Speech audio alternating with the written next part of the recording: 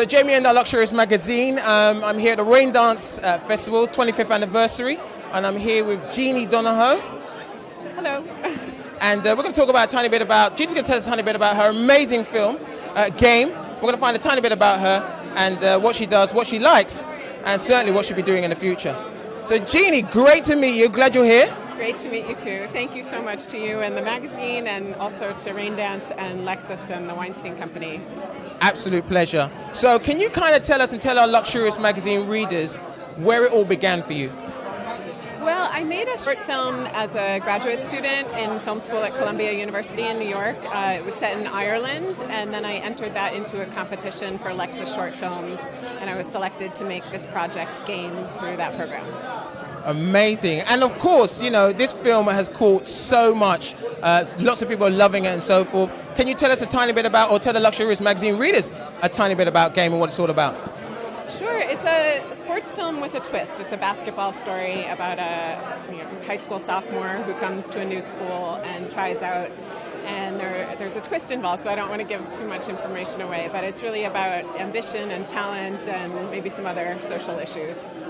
And it's incredible you mentioned there is a twist. There is a twist. But we won't give much away. But I want to come back to the incredible cast you had. So Rick Fox, Jamie McShane, Nicola Williams, in terms of who played AJ. Tell us about that cast and how you got them all together.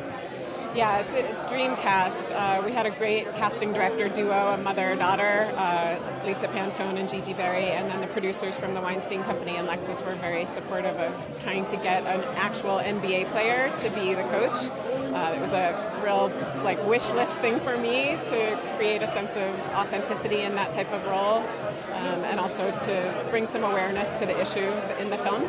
So Rick Fox jumped in, and it was absolutely incredible to work with him. He's a great actor, a great person, leader of all those kids on the court. It was just amazing. He was really generous and very smart about the project, and I think it connected with him.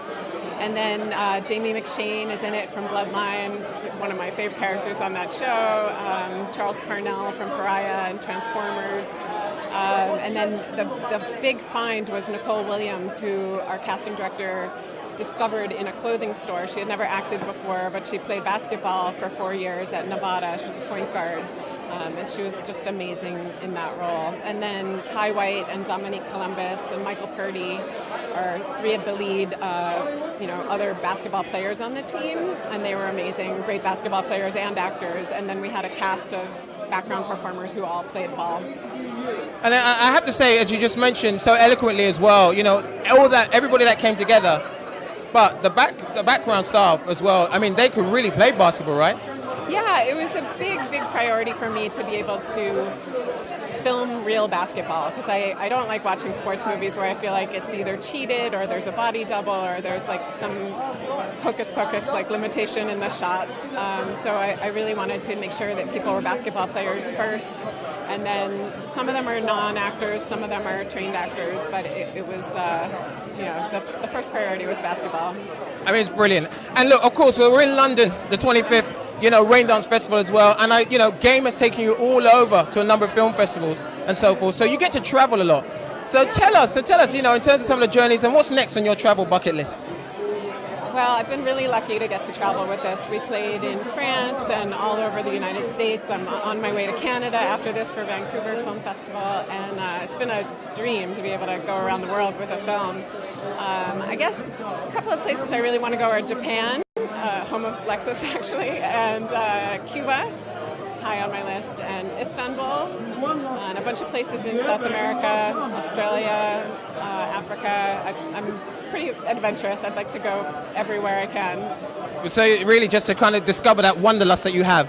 Yeah, I've always had kind of a bug for travel and just living kind of on the road, so this is an appealing career for that, because you could do projects away from home but also travel for festivals and opportunities. So also in terms of one of the things our Luxurious Magazine's readers want to hear about as well. Now we understand that on film sets, food isn't always the best. So in terms of when you are traveling and so forth, what are your favorite cuisines? Where do you like to eat out? Yeah, film set food can be okay. But I barely remember anything I eat on set because I'm so busy and you know, my focus is elsewhere. But I love to eat when traveling and try new cuisines. I've been to Mexico a lot of times, and I love Mexican food of all different regions. I love Mediterranean food, fresh fish and fresh vegetables, salads, you know, beans. Japanese food. I pretty much love every cuisine I've tried. And you know, we were thinking is also as well, because of this collaboration, coming back to Lexus Short Films, which you've done so fantastically well. How has this collaboration helped you in terms of the whole process of the film game? Well, this is by far the biggest film production I've ever worked on, and it's thanks to Lexus and the Weinstein Company for that collaboration. There were, I think, over 150 people who worked on this film, and you know, everyone was a professional at every position, and it really upped my game actually to be able to work with them, and you know, to get the movie out there in the way that we have has been special. Exactly. And I suppose just coming to an end now, I suppose. The Lexus Film Shorts, it really does, you know, search and help find out those new filmmakers. So I'd ask you, what kind of advice can you give to those aspiring kind of filmmakers, the next generation? What would you tell them coming through?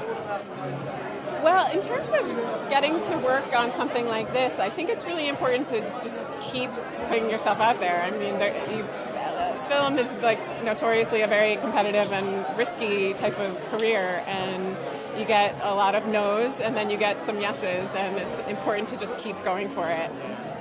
Great advice, great advice. And finally, the future. Yeah. So we've talked a lot about game, we've talked about a lot about you. What does the future hold for you, and what kind of projects can we be looking for from you in the future?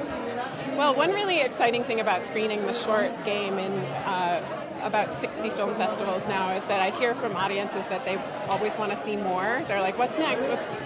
Is there more to this story? And the great thing is I'm working on a feature that's related to game now, so I'm hoping to make that as my first feature. Jeannie, that's absolutely fantastic. And I'm personally looking forward to that feature as well. So thank you so much for your time. Thank you so much.